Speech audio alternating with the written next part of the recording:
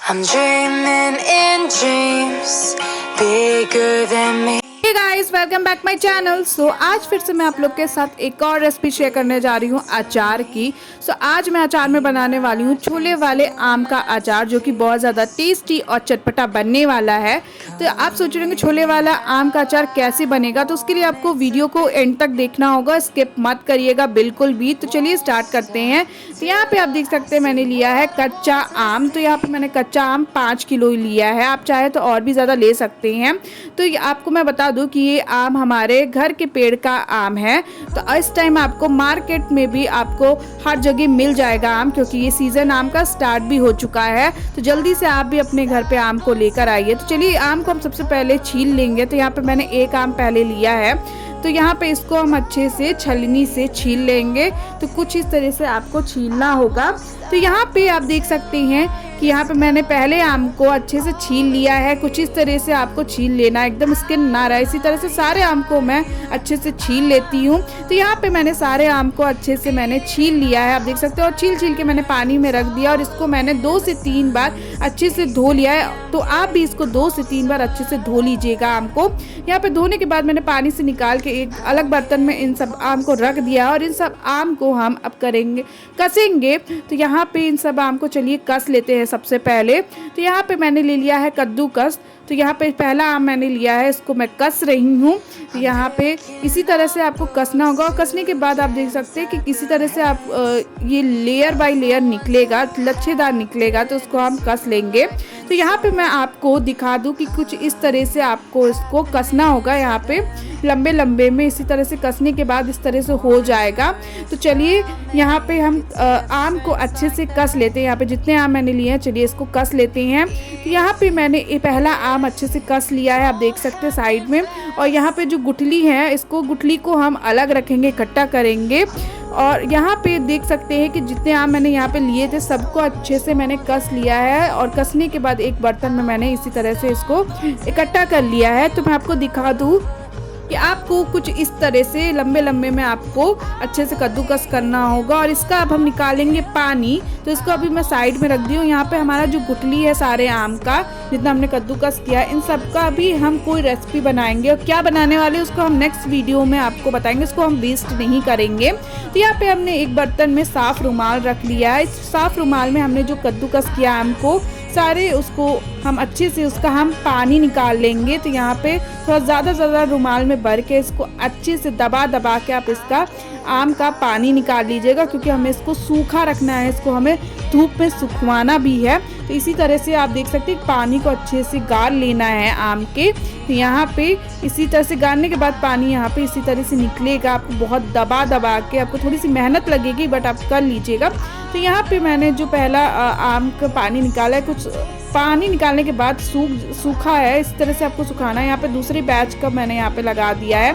तो इसी तरह से दूसरे बैच में भी इसका पानी मैं आम का निकाल लूँगी। तो यहाँ पे भी अच्छे से इसका आम का पानी मैं निकाल लूँगी, इसी तरह से दबा के। इसी तरह से जितने मैंने आम कद्दूकस किए हुए हैं उसके सारे मैं यहाँ पे अच्छे से रस निकाल लेती हूँ, पानी निकाल लेती हूँ। तो यहाँ पे मैं जितने मैंने यहाँ पे आम को कद्दूकस किया था, जिसका पानी निकाल लिया है, इसी तरह से इसको एक प्लेट में मैं अच्छे से फैला लूँगी। आपको ध्यान रखना है कि एक प्लेट में आप थोड़ा कम रखिएगा, क्योंकि हमें इसको धूप में सुखवाना है। तो ये धूप में अच्छे से सूख सके। अगर आप ज़्यादा भर देंगे तो ये सूख नहीं पाएगा। तो यहाँ पे चलिए अब इसको हम रख देंगे धूप में। तो आजकल धूप बहुत ज़्यादा तेज़ हो रही है, तो उसको आप धूप में रखिएगा कम से कम 4 से 5 घंटा। तो यहाँ पे आप दूसरी तरफ देख सकते हैं हम जो आम का पानी निकाले थे, इतना पानी हमारा निकल आया है आम का। इसको हम फेंकेंगे नहीं, वेस्ट नहीं करेंगे, इसको यूज़ करेंगे। तो यहाँ पे मैंने ले लिया छोला मैंने यहाँ पे आधा किलो लिया है। तो इसको हम अपने अचार में डालेंगे, इसलिए हमारे अचार का नाम छोले वाला आम का अचार है, क्योंकि हम इसमें छोला डालने वाले हैं। तो इसको अब हम भिगोएंगे। तो कैसे भिगोएंगे वो मैं आपको बता दूं। तो यहाँ पे जो हमने आम का पानी लिया था उसको हम डाल लेंगे छोले में, और इसको हम भिगो के रख लेंगे। कम से कम जितनी देर हमारा आम सूखेगा उतनी देर हम इसको भिगो के रख लेंगे। और इसको भिगो इसलिए रहे हैं जिससे इसका जो खट्टापन है आम का, जो पानी का, वो हमारे जो छोले में अच्छे से निचोड़ ले, जिससे जो छोले में भी हमारे अच्छे से वो खट्टापन आ सके।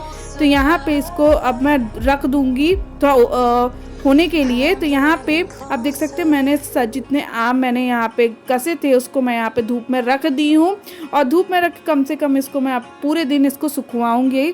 तो यहाँ पे आपको बहुत ज़्यादा इसको नहीं सुखवाना है, आपको ये भी ध्यान रखना है कि बहुत ज़्यादा मत सुखवाइएगा। तो यहाँ पे और भी चीज़ें मैं डालने वाली हूँ, क्या क्या डालने वाली हूँ चलिए मैं बताती हूँ। तो यहाँ पर मैंने कुछ चीज़ें और ली हैं।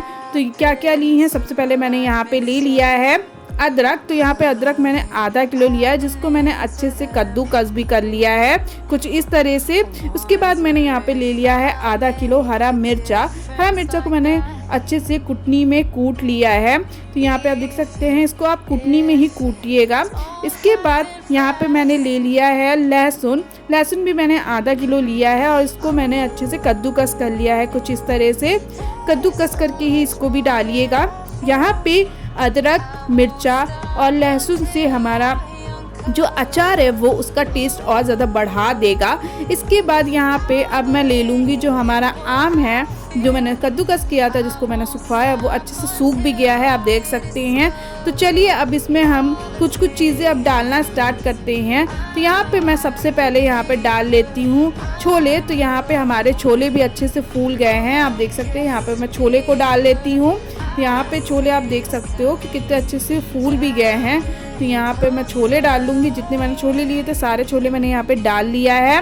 तो यहाँ पे मैं आपको एक छोला आपको दिखा देती हूँ कितने अच्छे से ये फूला हुआ है। तो यहाँ पे ये देख सकते हैं आप। तो यहाँ पे इसमें अब ये आम का जो हमने पानी में इसको अच्छे से भिगोया था वो अच्छे से इसमें ऑब्जर्व भी हो चुका है। तो यहाँ पे अब हम डालेंगे नींबू। नींबू का रस हम यहाँ पे डाल रहे हैं। नींबू मैंने यहाँ पे आधा किलो लिया हुआ है। तो यहाँ पे सारे आधे किलो नींबू का हम यहाँ पे रस डाल लेंगे अच्छे से, जिससे और इसका जो खट्टापन है वो आ सके। तो यहाँ पे अच्छे से इसको निचोड़ के मैं डाल लूँगी। तो यहाँ पे मैंने नींबू को भी डाल लिया है। अब नींबू को डालने के बाद अब यहाँ पे मैं डाल लूँगी काला नमक। तो यहाँ पे मैं आपको बता दूँ कि मैं यहाँ पे राकेश ब्रांड का काला नमक यूज़ कर रही हूँ। तो यहाँ पे मैं 4 चम्मच काला नमक डालूँगी। इसके बाद मैं डालूँगी सफ़ेद नमक। सफ़ेद नमक भी मैं यहाँ पे 4 चम्मच डालूँगी। आप अपने स्वाद अनुसार भी डाल सकते हैं, जिस हिसाब से आप डालना चाहते हैं। यहाँ पे अब इसके बाद मैं डालूँगी हल्दी। हल्दी यहाँ पे मैं 4 चम्मच डाल रही हूँ। तो यहाँ पे काला नमक, सफ़ेद नमक और हल्दी मैं बराबर क्वांटिटी में डालूंगी 4 चम्मच। तो यहाँ पे हल्दी डालने के बाद अब मैं डालूंगी अचार मसाला, जो मैंने घर में तैयार किया, 1 कटोरी डाल रही हूँ। आपको अचार मसाला की रेसिपी चाहिए तो मेरे डिस्क्रिप्शन बॉक्स में लिंक है, उसको देखिएगा, आपको मिल जाएगी। तो यहाँ पर मैं डाल रही हूँ हींग। हींग यहाँ पर मैं 2 चम्मच डाल रही हूँ। अब हींग डालने के बाद अब इसमें मैं यहाँ पे डाल लूँगी यहाँ पे लहसुन, अदरक, मिर्चा तीनों को मैं अब डाल लेती हूँ यहाँ पे। तो यहाँ पे मैंने मिर्चा भी डाल दिया है। अब यहाँ पे मैं अदरक को भी डाल दी हूँ, यहाँ पे आप देख सकते हैं। अब इन तीनों को डालने के बाद अब इसमें मैं डाल लूँगी सरसों का तेल। तो यहाँ पे सरसों का तेल मैं डाल रही हूँ 1 कटोरी। तो यहाँ पे मैंने सरसों का तेल डालना ज़रूरी है, आप ध्यान रखिएगा सरसों का तेल भी डालना ज़रूरी, क्योंकि इसका अचार में डालने से इसका टेस्ट अचार का और बढ़ जाता है। तो यहाँ पे अब चलिए इन सबको अच्छे से मिक्स कर लेते हैं। तो यहाँ पे सबको अच्छे से मिक्स कर लीजिएगा, जिससे हमारा जो अचार का टेस्ट है उसका बैलेंस बन सके। तो आपको बहुत अच्छे तरीके से इसको अच्छे से इसको मिक्स करना होगा। तो यहाँ पे गाइस आप देख सकते हैं कि हमारा सब कुछ अच्छे से मिक्स हो चुका है। अब इसमें मैं डालूंगी लास्ट में 1 कटोरी यहाँ पे मैं चीनी डाल रही हूँ, क्योंकि 1 कटोरी इसलिए मैं डाल रही हूँ क्योंकि हमारा 5 किलो आम है, तो उसको टेस्ट को बैलेंस बनाने के लिए 1 कटोरी चीनी हमारा डालना ज़रूरी है। वो मोस्ट इम्पॉर्टेंट चीज़ है, आपको ये ध्यान रखना है। टेस्ट मोस्ट इम्पॉर्टेंट चीज़ होती है अचार में। तो इन सबको भी अच्छे से मिक्स कर लेते हैं। तो गाइस यहाँ पे हमारा छोले वाला आम का अचार एकदम तैयार है, खाने के लिए भी एकदम तैयार है। तो आप देख सकते हैं इसको कितना सिंपल था इसको बनाना, और इसको आप बना के काफ़ी दिन तक स्टोर करके भी रख सकते हैं। तो चलिए अब इसको हम एक जार में भर लेते हैं। तो आप चाहे शीशे वाले जार में या फिर प्लास्टिक के डब्बे में भी स्टोर करके रख सकते हैं। तो यहाँ पे मैं शीशे वाले जार में डाल रही हूँ। तो यहाँ पे आपको एकदम आप दबा दबा के अचार को मत डालिएगा।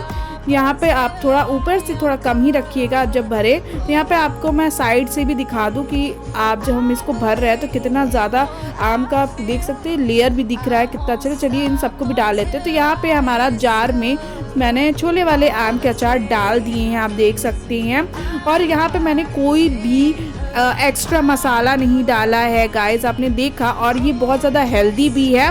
और गाइस सबसे ज़्यादा अच्छी बात है, ये इसे आप किसी भी चीज़ के साथ खा सकते हैं, दाल चावल किसी भी चीज़ के साथ। अगर मैं आपको सजेस्ट करूँ तो आप इसे दाल चावल के साथ ज़रूर खाइएगा, क्योंकि उसके साथ ये बहुत ज़्यादा ही अच्छा लगेगा।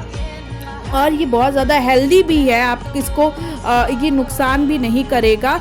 तो आप इसको काफ़ी साल तक भी स्टोर करके इसको रख सकते हैं और अपने रिलेटिव्स को खिलाइए, अपने फ्रेंड्स को खिलाइए, अपनी फैमिली को खिलाइए। और मुझे कमेंट सेक्शन में ज़रूर बताइएगा आपको ये रेसिपी कैसी लगी है और नेक्स्ट अचार की रेसिपी कौन सी आपको चाहिए वो भी मुझे बताइएगा। तो अगर आपको हमारी ये रेसिपी अच्छी लगी तो उसे लाइक शेयर और कमेंट करिएगा। चैनल पर अगर हमारे नए हैं तो उसे सब्सक्राइब करिएगा। थैंक यू गाइज, आपको हम नेक्स्ट वीडियो में मिलते हैं। बाय।